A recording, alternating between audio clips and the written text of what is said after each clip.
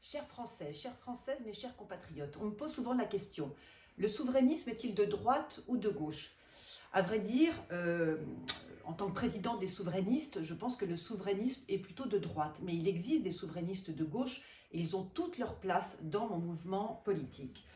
En France, il y a aujourd'hui trois droites. Il y a la droite républicaine dirigée par M. Jacob, il y a la droite nationaliste dirigée par Mme Le Pen, et puis il y a la droite souverainiste. C'est celle que j'incarne pour vous et devant vous. Qu'est-ce que la droite souverainiste? Sur le plan économique, la droite souverainiste défend la libre entreprise.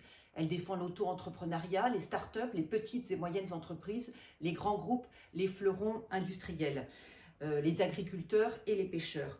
La droite souverainiste combat l'étatisation de l'économie, la bureaucratisation excessive, l'inflation législative et normative, et surtout la Macronie qui nous mène dans le mur, je dirais, de l'endettement abyssal et de la faillite généralisée.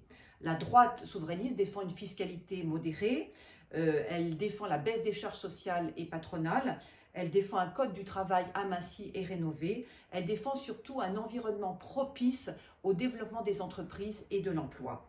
Sur le plan social, la droite souverainiste est humaniste. Elle défend les plus fragiles et les plus vulnérables, elle défend les pauvres et les personnes handicapées, elle défend bien sûr le RSA et l'allocation, je dirais, dédiée aux personnes handicapées, mais elle combat l'assistanat généralisé, elle combat le revenu universel que veulent les socialistes, et puis elle combat aussi l'addiction généralisée à l'endettement et à la dépense publique défendue par les macronistes. La droite souverainiste veut que chacun ait un emploi, un travail digne et bien rémunéré. Elle défend la prospérité de la France et le pouvoir d'achat des Françaises et des Français.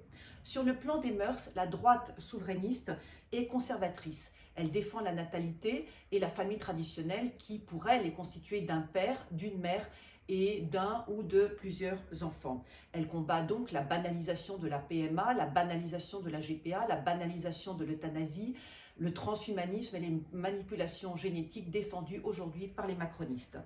Sur le plan identitaire, la droite souverainiste défend la laïcité républicaine et les racines chrétiennes de la France et de l'Europe.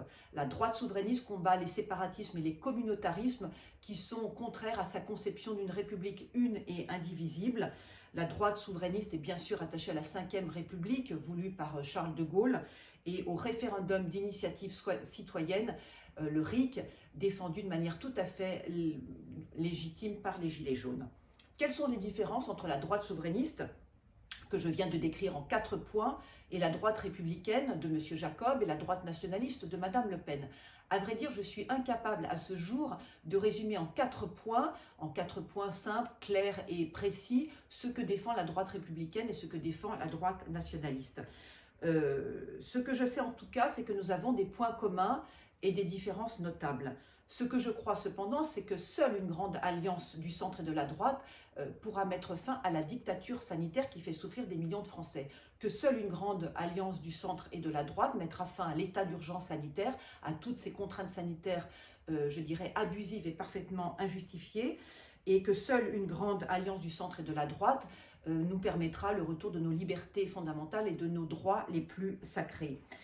Seule une grande alliance du centre et de la droite permettra de mettre fin au macronisme qui a détruit la France sur le plan économique, sur le plan social, sur le plan sanitaire et sur le plan moral.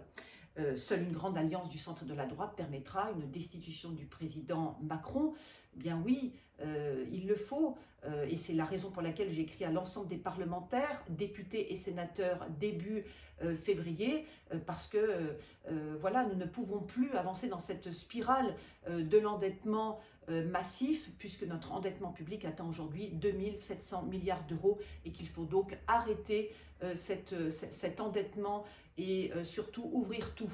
Voilà, mettre fin à la fermeture administrative de l'ensemble des entreprises, des commerces, des lieux culturels et sportifs. Chers amis, je vous invite à découvrir mon projet politique sur mon site lessouverainistes.fr. Je vous invite à adhérer à mon mouvement politique. L'adhésion coûte 12 €, elle est donc accessible à toutes et à tous. Et dès que je recevrai votre chèque, eh bien vous recevrez la carte d'adhésion des souverainistes, voilà, directement par voie postale. Je vous le dis, chers Français, chères Françaises, le souverainisme est la seule alternative possible et politique à la Macronie. Bien sûr, les souverainistes ne peuvent pas agir seuls, ils ont besoin de leurs alliés, je dirais, naturels, qui sont le centre et la droite. Chers Français, chères Françaises, mes chers compatriotes, vive la République, vive la 5e République, vive la France et vive la France souveraine.